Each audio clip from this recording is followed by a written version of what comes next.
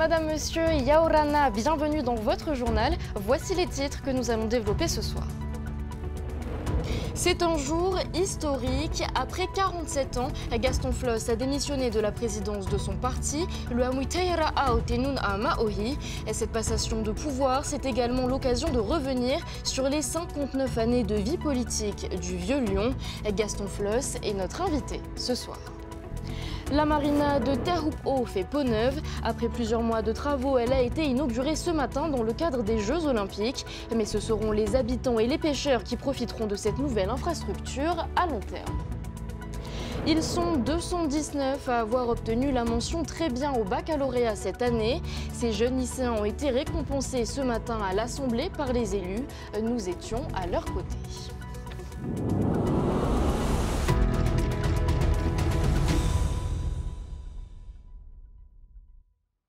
Après presque 6 décennies à œuvrer en politique, dont 47 ans à la tête de son parti, Gaston Floss quitte la présidence du Amwitaira Aotenun à Maohi. Mais rassurez-vous, il ne compte pas pour autant quitter le monde politique. Laure Philibert, Tiarenui Pahuiri Philippon et Mike Leral étaient au siège de son parti ce matin. J'ai adressé le 9 juillet dernier une lettre que voici au premier président délégué du mouvement pour lui dire que je lui remettais ma démission. C'est une page qui se tourne et pas des moindres. Le pilier de la vie politique locale, Gaston Floss, passe le flambeau à la tête de son parti. Gaston Floss, qui a créé le Tahoeira Huiratira, le Amwitaira aujourd'hui, a toujours été le seul et unique président de ces deux mouvements. Et il l'est encore aujourd'hui, dans mon esprit en tous les cas. Gaston Floss, unique secrétaire d'État polynésien, mais aussi sénateur, député, ancien président du pays et maire, domine le jeu politique depuis presque 60 ans. Non, j'ai démissionné que mes fonctions de président, c'est tout. Je suis toujours là. Comme le prévoient les statuts du Amwitaira Aotenun à Maohi, c'est au premier président délégué qu'incombe l'intérim et l'organisation d'un congrès sous 3 mois. Il aura lieu le 28 septembre prochain. Et déjà, les candidats se manifestent, à commencer par l'épouse de Gaston Floss, Pascal Haïti. Je pense que oui, s'il faut le faire, pourquoi pas. Je pense que je pourrais aussi prétendre à cette candidature. C'est une très bonne idée. Peu importe qui va être élu, que le grand gagnant, ce soit le Amwitaira, soudé, uni, derrière celui ou celle qui sera élu, pour les grandes batailles qui nous attendent. En cas de candidature multiple, le vote du futur président se fera à bulletin secret. Les prétendants à la fonction ont jusqu'au 15 septembre pour se faire connaître. Le Vieux Lyon, lui, l'assure, il continuera à venir tous les jours au siège du parti. Le leader historique du Tahoeira Huiratira, puis du Amwitaira Aotenun à Maohi est justement sur notre plateau. Gaston Floss Yaorana, merci d'avoir accepté notre invitation ce soir. Bonsoir, chers spectateurs, chères spectatrices. Bonsoir. Je suis vraiment très heureux de vous rencontrer ce soir. Votre parti n'a plus autant de militants et de cadres qu'auparavant.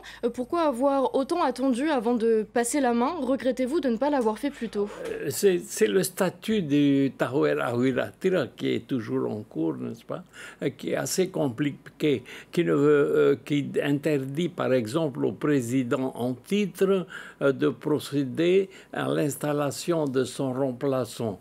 Donc je suis obligé de démissionner de mes fonctions de président et puis de passer la main au premier président délégué et qui lui est chargé d'organiser le congrès et au cours duquel congrès sera élu le président. Justement par rapport à ce congrès, Bruno Sandras, Pascal Haïti Floss et Gilda Veijo, des candidats et candidates commencent déjà à se dessiner. Vous êtes confiant pour l'avenir de votre parti? D'abord, le seul candidat que je connais, c'est Bruno Sandras. C'est au cours de cette conférence de presse, ces personnes ont été interrogées En ce qui concerne Pascal, mon époux, c'est pas aussi affirmatif que ça. Mais Gilda m'a confirmé que oui, elle se présentait. Mais c'est démocratique. Tous ceux qui veulent se présenter à cette élection sont les bienvenus. Mais il y a un cahier des charges qui est assez lourd. La présence notamment au moins d'une demi-journée au siège du mouvement et beaucoup d'autres. Vous n'avez pas peur que votre parti sombre après votre départ, comme c'est arrivé par exemple au Herai'a ou encore au Ai'ahapi? Non, non, non, pas du tout. Justement, j'essaye de mettre tout bien, j'arrange tout pour que lorsque je serai parti, eh ben, qu'il n'y ait pas la moindre discussion, dispute, tout sera prêt. Ce matin, vous parliez des deux camps, autonomistes et indépendantistes, en disant, je cite, « C'est fini, ça n'existe plus tout ça ». Vous êtes à l'origine du statut d'autonomie créé en 1984. Depuis 4 ans, vous êtes souverainiste. Aujourd'hui, quelle est la ligne de votre parti exactement? Alors, c'est vrai que nous étions dans dans ce gouvernement colonialiste où le haut commissaire, le gouverneur plutôt, était le chef du territoire, c'est lui qui dirigeait tout. J'étais un de ses conseillers de gouvernement, nous étions élus par l'Assemblée, mais nous n'avions aucun pouvoir. C'est le gouverneur qui avait tous les... Alors, nous avons réfléchi avec les amis, il faut absolument changer ça, d'où l'autonomie. Alors la difficulté, et il n'y a pas un recueil juridique qui te dit, voilà, l'autonomie c'est ça, c'est ça, c'est ça. Peut-être que c'est une bonne chose également. Et alors nous avons construit une autonomie tout à fait conforme au caractère de la population, du pays, de sa dispersion sur le Pacifique. Et je suis content. Mais maintenant, il a 40 ans. Que faire maintenant? Il est arrivé à sa limite. Alors, que faire maintenant? Ce qui est important pour nous, c'est de dire qu'il faut, parce que la France ne peut, sur le plan juridique, n'a plus rien à nous donner. C'est fini, disons, l'autonomie. Donc, il nous faut trouver autre chose. Et nous pensons... ça, c'est une des conditions. Deuxième condition, nous ne voulons pas couper les liens avec la France. Alors, il faut trouver un système qui allie les deux, et je pense que c'est une chose facile. On va continuer de parler d'autonomie. Ce matin, vous avez dit que l'alliance Amui-Tatou se porte bien, que le résultat est là. Que faut-il faire pour qu'elle perdure? L'alliance Amui-Tatou fait ses premiers pas, c'est un bébé encore, mais qui vient de gagner 2 députés pour son premier combat, et le troisième aurait dû être également un Amui-Tatou, mais pour des questions de discipline interne au parti allié, la chose n'a pas pu se faire. Mais nous sommes contents, en tout cas c'est une leçon que nous retenons. L'alliance est une excellente chose et il faut être vraiment unis et travailler ensemble si l'on veut réussir. Gaston Floss, votre parcours a marqué l'histoire de la Polynésie française. Maire de Pirée, représentant à l'Assemblée, député, secrétaire d'État du Pacifique Sud, sénateur, président de la Polynésie française à plusieurs reprises. S'il y a une chose que vous devez retenir de cette longue carrière, ce serait laquelle? Ce sont les grandes réalisations pour lesquelles nous n'avions pratiquement pas les moyens financiers. Je vois par exemple pour Air Tahiti Nui, nous n'avions pas d'argent, mais il fallait absolument le faire puisque nous avions 3 compagnies aériennes, 2 sont tombées en faillite, il restait Air France qui aurait donc le monopole sur nous, sur nos déplacements et également à la recherche de touristes, ce n'était pas supportable. Je suis allé voir Jacques Chirac. Il était en face de moi, il a pris son fauteuil, il s'est rapproché. Il me dit Gaston, qu'est-ce que tu veux exactement? Qu'est-ce qui est urgent? Je dis je veux créer une compagnie aérienne. Mais tu es fou, quoi, ça ne va pas la tête. Non, je ne suis pas fou. Et je lui ai expliqué les raisons pour lesquelles, et c'est lui qui nous a aidés. Le premier avion, on l'a eu pratiquement pour moitié prix, et ça se compte par milliards. Et Gaston Floss, rapidement, au soir de votre carrière politique, qu'avez-vous à dire à votre adversaire de toujours, Oscar Temaru? Ah, Oscar Temaru. C'est vrai, le terme adversaire est bon, c'est mon adversaire politique, mais c'est mon ami polynésien et nous sommes tous amis en dehors du ring. Sur le ring, on se tape dessus, c'est vrai, mais lorsque la cloche a sonné, c'est fini. Mais je pense qu'il a pris le mauvais chemin. L'indépendance totale, intégrale, sans lien aucun avec la France, il ne réussira pas. D'ailleurs, ça fait 47 ans qu'il court après. Ça fait 11 ans qu'il va aux Nations Unies. 0,0,0 avancement de l'indépendance. Nous ne pouvons pas nous séparer de la France. Ça, c'est l'essentiel. Une toute dernière question, Gaston Floss. À 93 ans, vous quittez la présidence de votre parti, mais vous ne vous retirez pas pour autant de la vie politique. Vous ne vous arrêterez jamais? Oui, évidemment, ça c'est le statut de notre, mouvement. Le président en cours n'a pas le droit de mener la désignation de son successeur. Donc je suis obligé de démissionner. C'est le Premier ministre délégué, c'est-à-dire Bruno Sandras, qui va mener l'opération, et puis jusqu'à l'élection de mon remplaçant. Ce n'est pas une chose facile, mais il faut le faire. Je veux qu'à mon départ, tout soit prêt, de ce côté-là également. Eh bien, merci beaucoup, Gaston Floss, de nous avoir accordé de votre temps pour cette interview. Merci infiniment. Et ce soir, TNTV vous propose un documentaire sur Gaston Floss, de Mangareva au Palais Bourbon, composé d'interviews exclusives et d'extraits d'archives. Il retrace la trajectoire d'un homme politique qui aura marqué la Polynésie. Toujours en politique, la première réunion du 10e Forum des dirigeants des îles du Pacifique a eu lieu aujourd'hui. Et les partenaires entre le Japon et les autres pays insulaires du Pacifique sont nombreux. Économie, sport, environnement, la Polynésie aurait tout intérêt à développer à son tour ses partenariats avec l'archipel asiatique, selon Moetai Broderson. Nous l'écoutons au micro de Veitiare Nauta. J'ai retenu la réunion plénière qui a eu lieu aujourd'hui. C'est qu'il y a énormément de partenariats, énormément d'échanges qui sont faits entre le Japon et les différents pays du Pacifique. Et ma grande surprise, ça a été de découvrir que dans ce tableau de 7 pages d'initiatives communes entre le Japon et les pays du Pacifique, nous n'apparaissons pas. Donc j'ai exprimé publiquement lors de cette réunion mon désir de développer les coopérations avec le Japon sur tout un tas de sujets. Je crois qu'ils sont très intéressés, ils sont plutôt surpris finalement qu'on n'ait pas demandé à faire ces coopérations avant.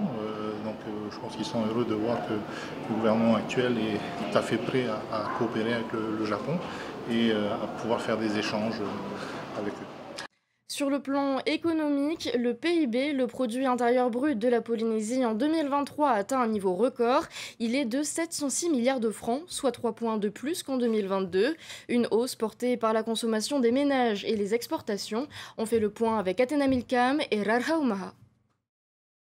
Le rebond de l'activité post-Covid est intervenu plus rapidement que dans les scénarios des analystes. En 2023, le PIB de la Polynésie a dépassé les 700 milliards de francs. Les moteurs de la croissance ont tourné à plein régime, notamment la consommation des ménages et l'investissement privé, ainsi que les exportations de biens et services. Cette consommation des ménages, elle a été soutenue par les bons résultats du marché du travail, par la progression de l'emploi, puisqu'on a mesuré que le taux d'emploi a progressé en 2023 et la masse salariale, donc l'ensemble des revenus versés au titre des salaires, a progressé de 7%. Les échanges extérieurs ont contribué pour 1 point, donc 1/3 à la croissance de l'année. Le ralentissement de l'inflation en 2023 et la bonne tenue du marché de l'emploi a bénéficié à la consommation des ménages. Pour autant, ces bons chiffres ne se traduisent pas toujours dans le quotidien des Polynésiens, confrontés à la cherté de la vie. C'est plutôt la nourriture que je trouve que ça a tout augmenté. On est obligé de faire tous les magasins pour trouver où c'est moins cher. Je suis obligée d'être beaucoup plus attentive à mes dépenses parce que sinon je me retrouve facilement à avoir très peu de produits mais à avoir dépensé énormément. Et donc est-ce que ça satisfait mes besoins au quotidien? Pas forcément. En 2024, le niveau d'activité reste très élevé sur les premiers mois, mais certains signaux sont observés. D'une part, une croissance un peu plus modérée de l'emploi salarié au niveau du secteur de la construction, et puis une production de crédit qui avait très fortement augmenté en 2023. Et là, il y a un petit tassement avec une baisse de 20%, principalement liée à la baisse des encours de crédit des entreprises et des crédits immobiliers aux particuliers. Une baisse qui s'explique par des comportements attentistes de la part des chefs d'entreprise dans certains secteurs, dont le tourisme. On s'intéresse maintenant aux Jeux Olympiques.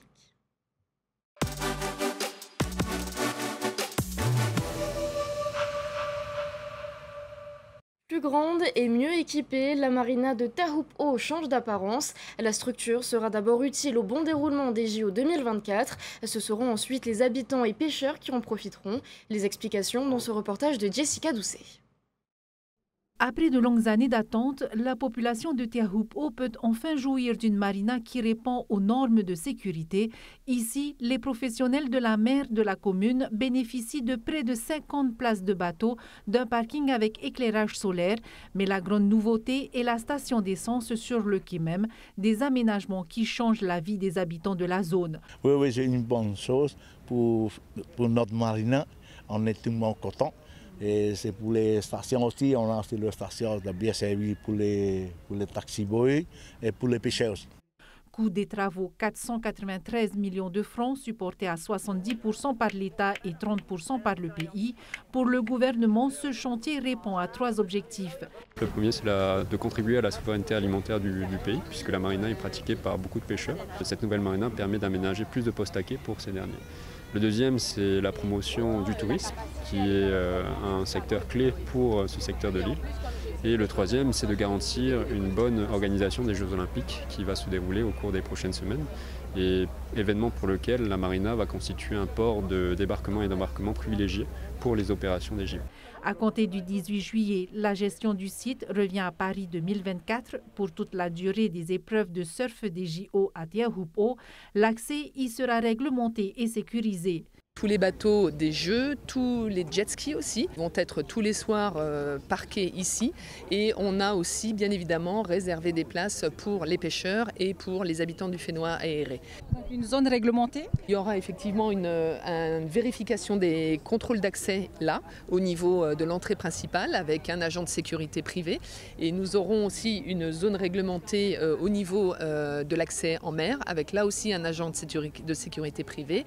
Et des deux côtés, vous avez d'une part la brigade nautique de la gendarmerie et d'autre part une brigade terrestre gendarmerie. Après le 10 août, la gestion de la marina de Teahupo'o reviendra à la commune. Les habitants pourront alors profiter pleinement et sans contrainte de ces infrastructures. Plus de 6000 personnes sont attendues à Teahupo'o pendant les JO. Voilà, et avant de refermer cette page, la responsable du site de Tahiti pour le comité olympique, Barbara Martinsinho, sera notre invitée au journal de demain soir.